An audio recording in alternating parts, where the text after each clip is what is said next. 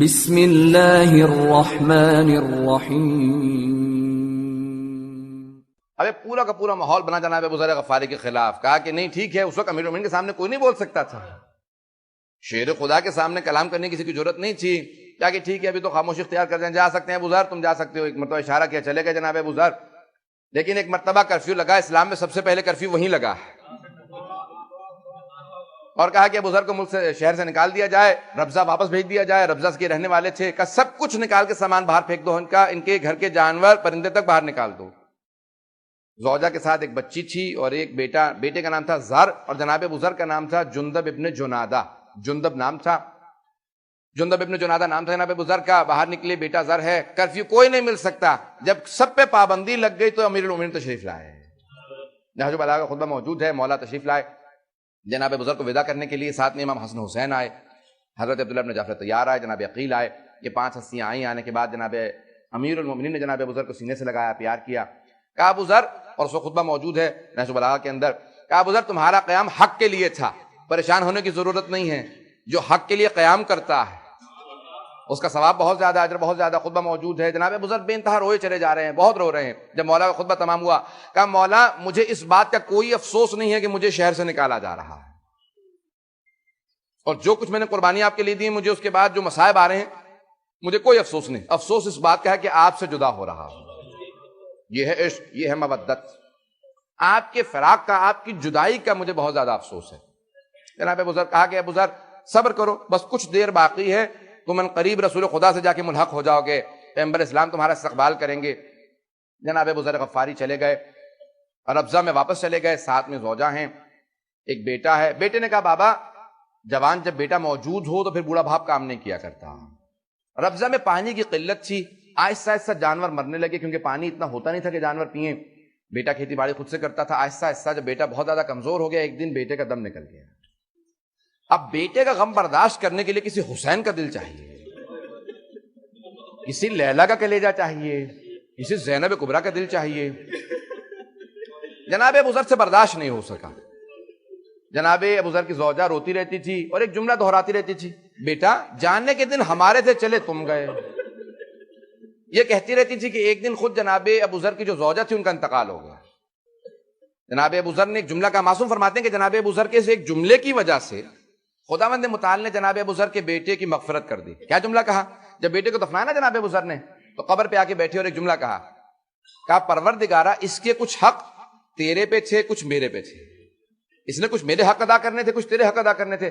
پروردگارہ اس نے انسان سا کوتاہیاں کی ہیں، تیرے حق ادا کرنے میں بھی کوتاہیاں کی ہوں گی، میرے حق ادا کرنے میں بھی کوتاہیاں کی ہیں۔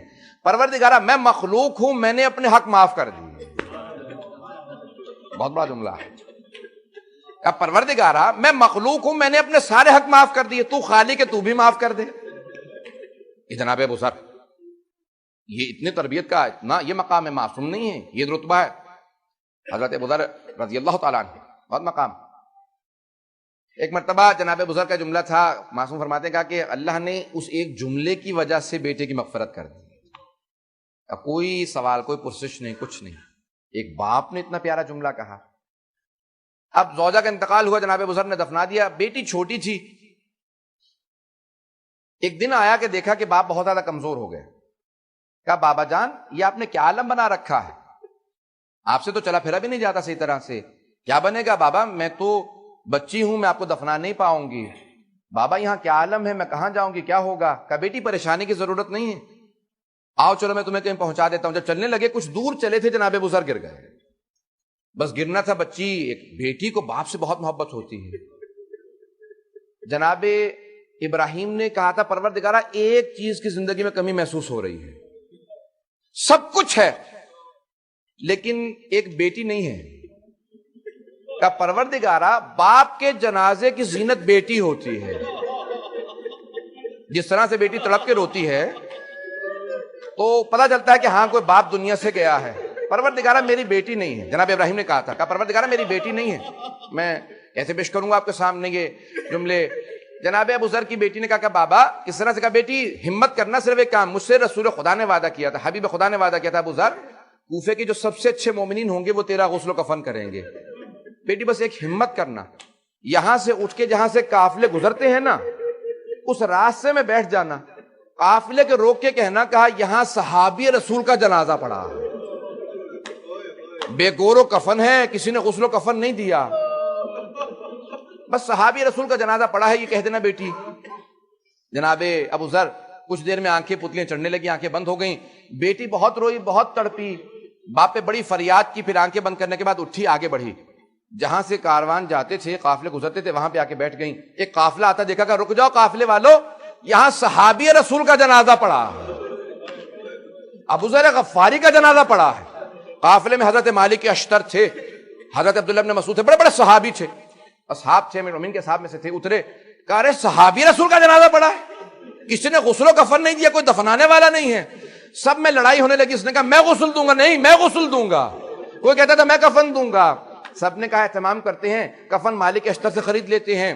کفن دیا, اہتمام کیا, دفنا دیا. کہا بچی آؤ تمہیں مدینے پہنچا دیتے ہیں, امیر المومنین کے پاس پہنچا دیں گے بچی کو. انگلی پکڑ کے بچی کو لے کے آ گئے. اب میں ہاتھ جوڑ کے جملہ کہوں گا, اس بچی کو ہٹا کے ایک اور بچی کو بٹھا دیجیے, ایک 4 برس کی بچی کو اور لائیے. وہ بچی کربلا کے راستے میں بیٹھی ہو,